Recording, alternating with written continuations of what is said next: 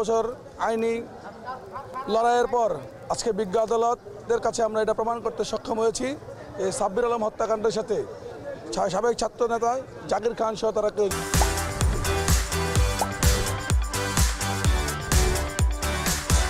তারা প্রমাণ করতে পারেন নাই জাকির খান সহ অন্যান্য আসামিরা এই ঘটনার সাথে জড়িত। বিজ্ঞ আদালত এই সিদ্ধান্ত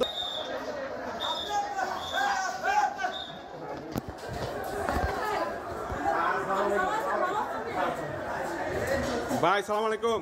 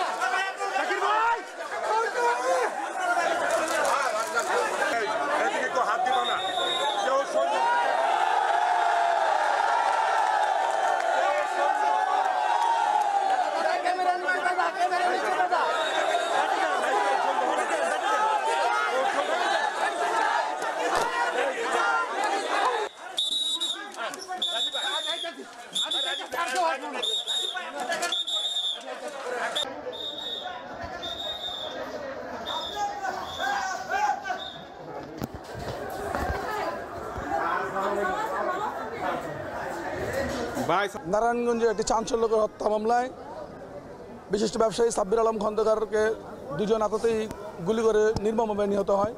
সেই মামলায় সাবেক ছাত্রদল নেতা জাকির খান সহ প্রায় 12 জনকে আসামি করে এই মোকদ্দমা দায়ের করা হয়।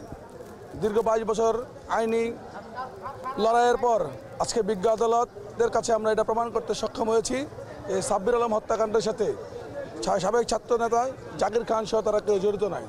বিজ্ঞ আদালত আজকে বেলা 11টার সময় এজলাসে সকলের সামনে তিনি তার রায় ঘোষণা করেন।